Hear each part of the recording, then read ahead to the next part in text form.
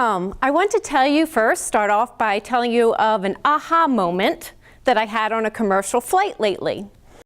I am on the airplane and the flight attendant starts telling her safety precautions. You know, you start with how to buckle your seatbelt, and your seat cushion can become a floating device in case of an emergency. I don't know, like the airplane turns into a ship, but okay. But where my aha moment was when she said, in case there's a change in cabin pressure, from the ceiling we'll drop oxygen masks. If you're sitting next to someone that needs assistance or a small child, put on your oxygen mask first. Aha, that's beautiful. That is my new health message for 2013. Put on your oxygen mask first. I think this applies to both men and women, but specifically women that try and do everything for their children. They shop and stock their household. They're running to activities and play dates and all over the place for the kids and the family. It's a great idea to put on your oxygen mask first. My name is Joni Rampolla. I'm a registered dietitian and an independent health coach with Take Shape for Life. I help people achieve a healthy weight, and then together we work to change behaviors for their eating behaviors and then lifestyle choices. So not only are we maintaining the weight, but we're continually creating greater health. My goal today is to help you go home with something that you can do to create greater health in your life, and remember to put on your oxygen mask first. I work with clients, and since I'm a weight management dietitian, I hear, Joni, my goal is to lose X number of pounds, to look better, to feel better, to fit in that outfit, so I'm look good for the event, to, oh my God, Joni, I just want to love my body again, to live disease-free, to be alive, to see my grandkids. And I say to them, that's a really great goal. What are you doing to achieve that goal? And often there's silence. And what I tell all of my clients is a goal without an action plan is a wish. Are you just wishing for greater health? So today I'd like to go through 7 tips, some things that you can do to turn that wish for greater health into a reality. Tip number 1, I'm going to start by telling you a story. I was in front of a classroom of adults, 25 to 30 people. They were all in this class because a doctor had told them they need to change their eating behaviors and their lifestyle choices for greater health. So I'm in front of the class. I have a little Tupperware-like container. It's dark blue. You can't see through it.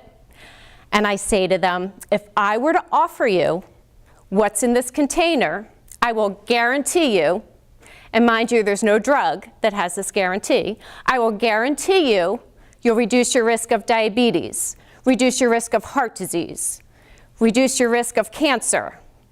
You will reduce inflammation throughout your body, boost your antioxidant power to combat free radicals, and to reduce cellular damage. That's what this will do. And there's no negative side effects whatsoever to it, but there are a couple positive side effects. Positive side effects are you may help control your weight. You may have a healthy glow to your skin. You may improve your digestion and digestive health. How many of you in this room, is what I said to the class, would want, if I could offer this to you, what's in my Tupperware-like container? All of them raised their hand. Excellent. Okay, there's a catch, because there's a catch to everything. The catch is you'd have to take this every single day. How many of you would be willing to take it every single day? Everybody raised their hand except for about 2 people. I said, okay, I don't know what this would cost you in your area because it costs different things depending on where you live and how you get it. But hypothetically, if the cost were $500, how many of you would pay $500 a month to take every day something that would guarantee you reduced risk of diabetes, of cancer, of heart disease, reduce inflammation in your body, boost your antioxidant power to combat free radicals, and reduce cellular damage? Show me how many hands would pay that $500 a month. All except for about 6 raise their hand. overwhelming majority. All right, let me show you what's in my container. And I pop open the lid, and in there is a 1.5 cups of beautifully colored cut up vegetables. I have my red pepper, my yellow pepper, my broccoli, my cauliflower, my mushroom, onions, and green leafy vegetables like kale and spinach. And if y'all know, to get the most antioxidant power out of your green leafies, you do have to cut them up. Don't cook them whole. Releases the antioxidants. That's what it takes. Tip number 1, eat your vegetables. You've heard it a million times throughout your life. Yes, mom is right. Eat your vegetables. It's great for better health. Tip number 2, drink calorie-free beverages. Your body does not signal you to eat less calories when you're drinking your calories from a carbohydrate-laden beverage.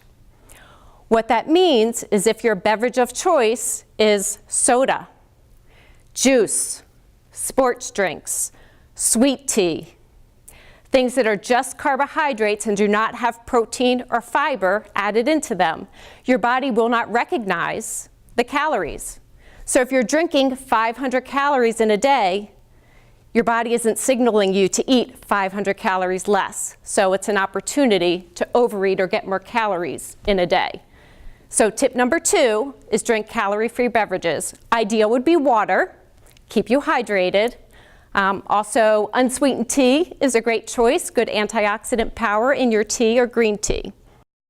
Tip number 3, to eat 5 or 6 meals throughout your day. Spread your meal time out evenly, eating every 2 to 3 hours during your day.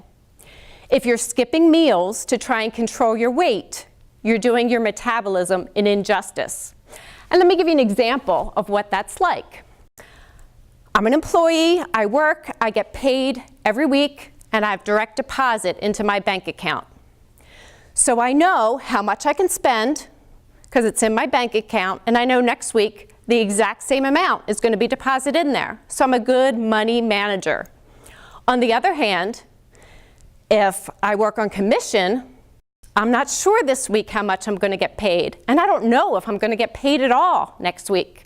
Guess what? I'm going to spend my money very conservatively and hold on to my dollars and actually wait until it goes into my bank account. Your body's metabolism works the same way. If you're withholding food and not eating for a while, your body clings to those calories and does not release them to burn them off normally.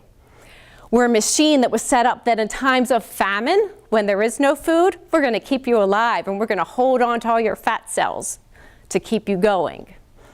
So you're better off eating 5 to 6 times a day, small meals. I don't mean like the dinner-sized giant meals that you're going to overeat. I work with Take Shape for Life, and I use the MetaFast meals as part of the program for in between my 3 traditional meals as a snack, and it has protein and fiber and 24 vitamins and minerals. But if you chose not to use the MetaFast products, you can do something yourself. You could try apple slices with melted cheese on it. You could try a celery stalk with natural peanut butter. You can have a scoop of tuna on a bed of lettuce. You could try hummus with either whole wheat pita chips or flaxseed chips. Any of those work. Just eating frequently keeps your metabolism active and will keep calories burning naturally. Then tip number 4 is to get adequate sleep. Research shows that those that get less than 7 hours of sleep each night do not have proper restoration during the night for their hormones to replenish. So often when you wake up, you'll have a high level of the ghrelin hormone, which encourages you to eat more, and a lower level of the leptin hormone, which is the hormone that tells you you're full and to stop eating. So when your hormones are in balance, you may do the refrigerator raid. And my guess is if you're doing the refrigerator raid, it's not broccoli that you're going for. You can eat higher calorie, higher fat foods is most what people are grabbing. So far it's eat your vegetables, drink calorie-free beverages, spread your meals out 5 or 6 mini meals throughout the day, get adequate sleep. Tip number 5 is my absolute favorite. For those that have known me for a while, my tip used to be move more. Doesn't matter what you're doing, move more. And by move more, great if you can go to the gym or run a mile, but if that's not your lifestyle and that's not what you can do, then just move more. For example, I was making chili the other day. I have my 1-pound can of tomatoes and my 1-pound can of beans, and I'm walking up to the stove. Here we go, we're moving more. I'm curling my little cans. Move more. My little bangs over here, I hate them curly, like the rest of my hair is curly. I have my brush in one hand, my blow dryer in the other. Every morning, I'm doing my little squats. There we go. Move more. Doesn't matter what you do. Sometimes I'm at the stove, stir the pot, move more. So yes, that was my very loud and clear message to everybody. Everybody has time that you can do more movement in your day. If you don't have an hour to put aside to go to the gym, just move more in your own home. But now, this year, instead of just move more, I've added to that, and I've added sit less. Over the last year, there's a lot of research coming out showing Americans are just sitting way too much, 80% or more of your day. So when I work with a client, I usually have them do a little, study of how much you sit. I wake up, I sit and eat breakfast. I sit in my car and drive to work. I sit at my desk. I sit and eat lunch. I sit at my desk some more. I sit and drive home. I sit and eat dinner. I sit in front of the TV and lounge on the sofa. And then I sit some more and play on my, Facebook and answer email messages and text all my friends. If you're sitting the majority of your day, even if that's what your day looks like and you go to the gym 2 times a week for 1 hour each, you're still not doing your heart justice. You need to move more and sit less. So I'll tell you what I do to sit less, and you can find what works for you in the sitting less arena. What I do, every time the phone rings, I'm never seated. If I am on the phone and I am talking to you, you can guarantee I am moving. I walk, I pace, I am talking, at the same time I am moving and not sitting. I once had a client say to me, "Joni, you sound out of breath." I know, I'm doing stairs while we talk. It's good, my house just up and down the stairs as I'm talking on the phone. Just sit less. If in every hour you can get up for even 5 minutes on the hour, does better for you. So every time I take a sip of water or my morning coffee, guess what? I'm standing. So I'll be sitting, take a sip, stand, sit back down. I just make sure I am sitting less. So you find a way in your day where you can stand up. If it's, you're in a workplace, use the furthest away bathroom, just 5 minutes that you're in motion, moving, better for you. So move more, sit less. That's tip number 5. Tip number 6, eat less processed foods and less fast foods. That's tip number 6. The American Heart Association came out with recent research that says if you eat a processed meat or fast food 1 time a week, you have a 20% greater chance of dying from heart disease than somebody that does not eat fast food or processed meat. If you eat processed meat or fast food 3 times a week, you have a 50% chance greater risk of dying from heart disease than somebody that does not eat processed meats or fast food. So I want to define what's a processed meat. Processed meat would be for breakfast, all of them. Your ham, your bacon, your sausage, your scrapple, all of the breakfast meats are processed meat. Processed means it's cured, it's salted, or it's chemically altered. For lunch, it would be any lunch meat with that artificial red color, your bologna, your salami, a hot dog. And then why fast food is put in there is because they chemically alter the meat to make it more enjoyable for you. So you have a better mouth feel, the flavor is a little bit stronger. So you can make a hamburger at home, and granted it's not whole, it's processed to get it to be a ground meat, and you can add whatever you add to it, egg or breadcrumb, that's not processed because it's not chemically altered. So any meat that you get at a butcher is fine, not processed. Processed meat is when they chemically alter it. So eat less processed meat, probably live longer. And then my last tip, tip number 7, is eat mindfully.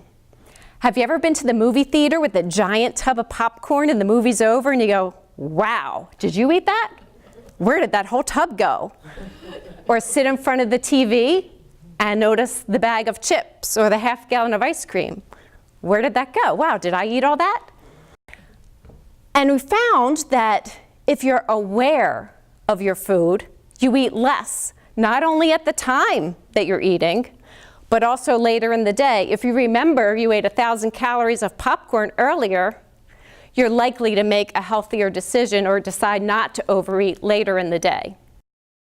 So I challenge you to notice the taste, the texture, the mouthfeel, and really get more enjoyment from the food that you eat.